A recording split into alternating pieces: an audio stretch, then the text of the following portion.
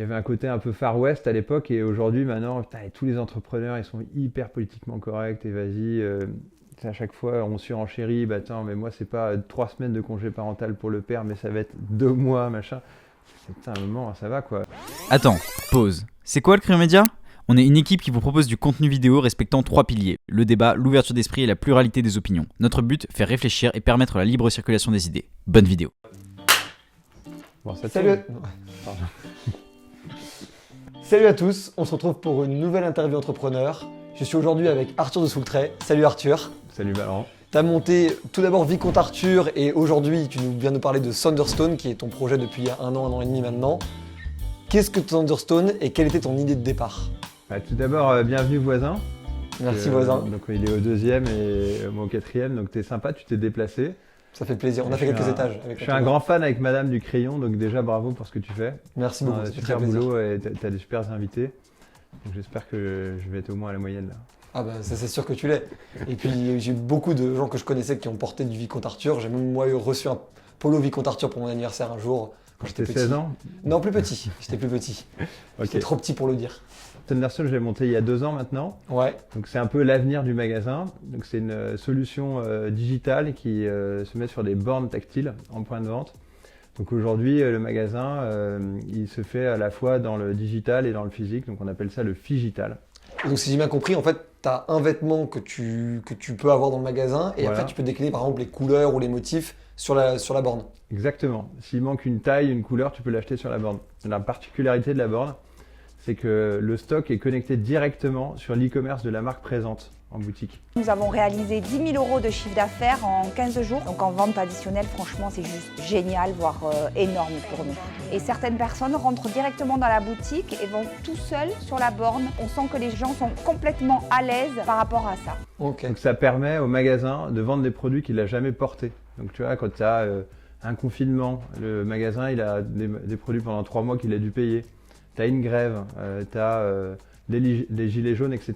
Donc là, ça permet au magasin d'être beaucoup plus light. Il a quelques pièces en stock et tout le reste de la gamme, on va dire le gros du stock, il est porté par les entrepôts de la marque. Et donc du coup, tout ce modèle-là permet en fait d'avoir moins de stock, dirigé Ouais. vers cette idée-là, et du coup aussi peut-être de pouvoir joindre le digital et le physique. Ouais. En fait, tu achètes sur la borne avec une carte bleue Ouais. et ensuite, une fois que c'est payé, la marque envoie le produit directement chez toi et elle reverse environ entre 30 et 40% du montant au magasin. Ok. Et du coup, qui prend le reste ? Bah c'est nous. Non, nous on prend une commission bien sûr et on prend surtout un abonnement maintenant par borne. Ok, donc sur le modèle des revenus récurrents. Exactement, le modèle en SaaS que tu vois partout, même le modèle Netflix, c'est le modèle que tout le monde adore en ce moment. Donc c'est, tu crées une technologie, tu l'installes au maximum d'endroits et derrière tu prends le maximum d'abonnements. Ok. Et tu avais monté du coup Vicomte Arthur, comme je le précisais. C'est cette expérience-là qui t'a fait voir en fait ce qui est possible de faire avec Thunderstone. Ouais, en fait, Vicomte Arthur, je l'ai monté à l'âge de 21 ans. Et Putain, t'es jeune. Ouais, j'étais jeune, j'étais un peu fou. Et c'était un travail titanesque, tu vois. On avait 100 personnes, on était dans 42 pays, on avait 650 points de vente, revente, on avait des boutiques en direct, on avait des corners partout à Dubaï, au Japon, aux États-Unis. À Buenos Aires, j'ai un ami qui est allé à Buenos Aires. Buenos Aires aussi. Et en vrai, c'était invivable parce que moi, je faisais 2 pays par semaine, etc. Et c'était très dur, je travaillais sur 7 collections en même temps. On avait un stock de 4000 m² et donc j'ai vu tous les points difficiles pour une marque et c'était notamment le stock, la production, les invendus, etc. Donc je me suis dit, j'ai pas le courage de relancer une boîte. C'était quoi? C'était à 35 ans. J'en ai pris plein la gueule avec Vicomte Arthur. Donc je me suis dit, bah, je vais trouver une autre idée. Je vais utiliser mon expérience dans la distribution plus j'ai des copains qui avaient fait des gros cartons dans le digital. Je dis, bah, pourquoi pas faire du digital? Je vais m'y mettre. Je vais m'entourer de bons devs. Et ça a commencé comme ça. Donc comme je connaissais par cœur la distribution, les grands magasins, les affiliés, les franchisés, les multimarques, j'ai lancé cette solution qui est la seule sur le marché. Et du coup, si on prend cette logique de digital et de physique, Ouais. jusqu'où on pourrait la pousser?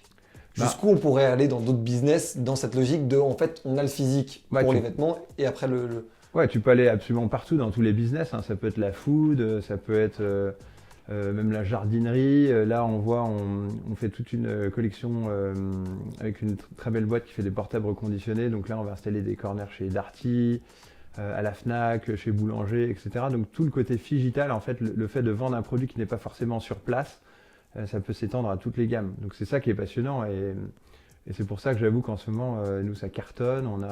Donc on a équipé Decathlon, on a équipé Intersport. Là, on est en train d'équiper les Galeries Lafayette aussi. Donc C'est énorme. on a plein de contrats en cours parce que aujourd'hui, le Figital, nous on dit Figital is the new normal. Parce que c'est le meilleur des deux mondes. C'est l'expérience physique en magasin. Tu peux toucher, essayer le produit, parler avec un vendeur, avoir son sentiment, etc. Et tout le côté digital, c'est la profondeur de gamme. C'est tout le stock derrière qui est dans un entrepôt, je sais pas, à Clermont-Ferrand par exemple, qui peut arriver en 48 heures chez toi. Et est-ce que ça, du coup, ça va condamner les galeries commerciales ou d'autres grands magasins à se rapetissir, par exemple? Non, je pense que pas forcément à rapetissir, mais ça va être de l'expérience. Demain, le magasin, il va être vraiment, on le voit bien déjà, Nike, tu vois, des marques comme ça. Donc, tu as un terrain de basket, un terrain de foot, des écrans partout. Donc, tu y vas parce que c'est sympa, c'est cool. C'est ça en fait le magasin et derrière s'il n'y a pas le produit, à la rigueur en fait tu t'en fous parce que tu sais que tu l'as commandé, tu vas le recevoir demain chez toi ou limite il y a même des mecs qui te livrent en 1 heure. Et du coup tu parlais de pouvoir le faire notamment sur la nourriture ou d'autres domaines. Est-ce que ce pivot, comme on peut le voir avec notamment les caisses automatiques dans les supermarchés, tout à fait, ou McDo même. Ou McDo, exactement. McDo plus 14% d'upsell. Donc pourquoi est-ce que McDo a supprimé les bornes dans ses restos? C'est que ça lui coûte cher en personnel. Et que ça vend moins. Maintenant que tu es devant la borne, tu vois le sundae au caramel, le caramel, les petites croquettes qui tournent comme ça. Donc en fait, les gens sont fous et ils achètent plus. Et en termes de constat de société, t'en penses quoi du coup du fait qu'on préfère commander sur une borne que sur peut-être quelqu'un qui s'occupe au McDo Mon constat, c'est que donc j'étais quand même à la tête d'une boîte où il y avait beaucoup de magasins. On avait 35 magasins en direct. Ouais. On avait donc 650 revendeurs en tout dans le monde. Et moi, mon intérêt, c'est que ça sauve les emplois aujourd'hui et que les magasins continuent à vivre. Mais c'est vrai que quand tu sors du Covid et de toutes les grèves et toutes les merdes qu'on a eues depuis 2 ans, si le magasin ne se digitalise pas, demain, il est mort. Et s'il est encore vivant aujourd'hui, tu vois. Ok, je vois très très bien. Et donc du coup, c'est les 2 dernières questions de cette interview. Alors, sur la chasse ou... T'as vu beaucoup de débats sur la chasse? On a regardé le débat sur la chasse. Ouais. Grand chasseur? Grand chasseur, passionné depuis toujours. Mais à chaque fois, tout le monde invite l'espèce de taré. Non, il est très pointu sur le sujet, il est sur le terrain. Ah ok. Non, mais moi qui suis sur le terrain parce que je suis nivernais, je vis quand même beaucoup de temps à la campagne. Ouais, pour moi, les anti-chasses, c'est tous les mecs comme Hugo Clément et tout ça qui connaissent pas du tout la nature. J'avoue que en vrai, c'est assez triste de faire ce constat-là. Après, je suis complètement d'accord. J'ai jamais rencontré Hugo Clément et... Je suis complètement d'accord avec son côté sur la souffrance animale, dans l'industrie, etc. C'est vachement bien ce qu'il fait, mais la chasse, tu vois, ils sont des passionnés, ce sont des vrais écologistes, les chasseurs, qui prennent soin de la nature. Mais ceux qui ne le sont pas. Je suis pas expert en chasse, tu vois, mais ceux qui ne le sont pas. Bien sûr, mais t'en as quelques-uns qui ne le sont pas, comme c'est toujours la même phrase, mais il y a des cons partout, il y a des mecs qui font pas attention, mais en général, les mecs sont des passionnés. Moi, je chasse, je bouffe toujours ce que je mange. Quand je tire des canards, je fais des magrets le soir, tu vois, c'est notre vie. Et c'est vrai que quand j'ai 39 ans maintenant, et quand tu as toujours vécu à la campagne, en tout cas au moins une grosse partie de l'année, toi, tu peux le comprendre, mais quelqu'un qui est dans un bureau à Paris, il n'imagine pas que c'est comme ça. Non, mais même moi, pour le coup, je suis allé beaucoup à la campagne étant plus petit. J'y vais moins depuis récemment. Je suis moins certain de ce que j'en pense. Et parce que je suis pas du tout expert même sur la question de la nature. Juste, il y a je pense qu'il y a énormément de questions que pose en fait justement notre rapport à la souffrance animale et comment la société veut ou pas l'encaisser, quoi. Ouais, bien sûr. Tu te dis, est-ce qu'on préfère qu'ils souffrent dans une usine ou alors un coup de fusil dans une chasse, ouais. Mais du coup, qu'est-ce que tu penses, toi, des gens qui vivent à la campagne et qui sont contre la chasse? Parce que c'est le cas de Pierre Rigaud, mais c'est le cas aussi d'autres personnes. Comment eux, ils voient le truc, à ton avis? Parce qu'ils viennent d'arriver, ils connaissent pas bien la vie à la campagne, c'est tout. Oui, il y a peut-être des gens de la campagne qui sont contre. Non, parce qu'en fait, ça fait partie de la vie. Tu vois, on parlait de la chasse à courre. C'est hyper populaire, la chasse à courre. À chaque fois, tu as tous les gars du coin qui suivent, le village d'à côté. Je sais pas, dans la Nièvre, nous, il y a quoi? Il y a peut-être 200 personnes qui vont suivre une chasse à courre. Moi, de temps en temps, ils vont prendre un cerf. Peut-être tous les 2 mois, ils vont arriver à prendre un cerf. Et ça occupe des gens en vélo, à pied, en voiture, à cheval. C'est tout un truc, tu vois. Il y a des mecs qui ont des équipages avec 50, 100 chiens. Donc tout ça, ça fait vivre beaucoup d'animaux, beaucoup de personnes. Il faut voir tout ce qu'il y a autour. Je suis d'accord. C'est pas le côté féodal. C'est ce que disait Marine d'ailleurs Bien dans le sûr. débat. Bon, bah voilà mon avis pour la chasse. Mon humble avis pour la chasse. Petit débrief Et du plus débat. que la chasse, c'est la vie à la campagne, la vie rurale, Non mais je comprends. Je comprends. qui peut pas être comprise par les gens qui la vivent pas vraiment. C'est vrai, mais après, je saurais pas te dire quelle est la proportion de gens qui ne la connaissent vraiment pas. Et je suis pas certain que même les gens qui la connaissent vraiment pas soient tous des gens qui soient contre. Il y a aussi beaucoup de gens qui peuvent être libertaires et juste être OK que les gens le fassent sans Ouais, bien que sûr. ça les implique.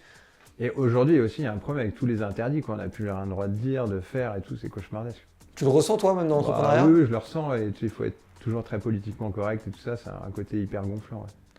Mais pourquoi? Qu'est-ce qui a changé? Dans ce cas-là, même toi qui as Bah. depuis t'as quand même été eu ce coup de projecteur sur Vicomte Arthur depuis pas mal d'années, comment toi tu vois le switch? Moi, ce que je te disais à l'époque, c'est que j'avais été un des tout premiers à créer ma boîte, donc j'avais 21 ans, c'était Ouais. en 2005. On a eu la chance d'avoir une émission de télé sur nous avec Zone Interdite, qui nous a fait vachement décoller. Et c'est vrai que c'était pas encore vraiment la mode. Moi, tous mes potes étaient en finance, ils étaient dans les écoles de commerce, etc. Ils allaient faire des stages à New York, machin. Moi, j'ai pris le pari d'être mon propre patron. Et là, c'est vrai qu'on était dans les tout premiers. Il y avait un côté un peu Far West à l'époque et aujourd'hui, maintenant, putain, tous les entrepreneurs, ils sont hyper politiquement corrects et vas-y, à chaque fois, on surenchérit, bah attends, mais moi, c'est pas 3 semaines de congé parental pour le père, mais ça va être 2 mois, machin. Putain, un moment, ça va quoi. Le télétravail, c'est cool, mais moi, j'y crois pas du tout au télétravail. Tout le monde est au bureau, donc c'est important de... Ah, moi j'y crois pas trop non plus. Non, mais tu vois, quand tu as des jeunes boîtes comme les nôtres aujourd'hui, tu as besoin d'être ensemble, on échange toute la journée. Oui, non, mais moi je crois que il faut avoir une vraie. Le fait d'avoir une marge de manœuvre c'est cool, mais je pense pas que ça puisse non plus se globaliser totalement. On voit très bien que ça tue en fait, ça tue les gens, ça tue leur morale. Bien sûr, et ça tue leur motivation, et ils sont tellement contents d'être ensemble. Nous, on organise souvent des apéros au bureau, encore ce soir il y en a un, tu vois, ils sont contents d'être ensemble, en vrai on passe des super moments. Et du coup, qu'est-ce que tu voudrais voir dans cette interview? Moi j'aimerais que tu invites ma fiancée qui est fan du crayon, Florence Trainard. Bah on le fera. Voilà, super. On le fera. Ça sera probablement pas moi, ça sera probablement Sixtine. Ok, très bien. Bah, on fera l'interview ici aussi. Peut-être, ou peut-être qu'on vous recevra dans ce cas-là. Ok, super. Dans le 16e arrondissement. Dans le grand studio alors. Dans le grand studio, exactement. Super. Bon, salut. Merci beaucoup Arthur. Merci Valent. Ciao. Retrouvez-nous pour d'autres vidéos sur le crayon. Allez checker Thunderstone si jamais vous êtes des retailers ou que vous voulez avoir l'économie du stock. Merci de nous avoir suivis. J'espère que ça vous aura appris des choses. C'était Valent pour le crayon. Ciao. Let's begin with a story of literature.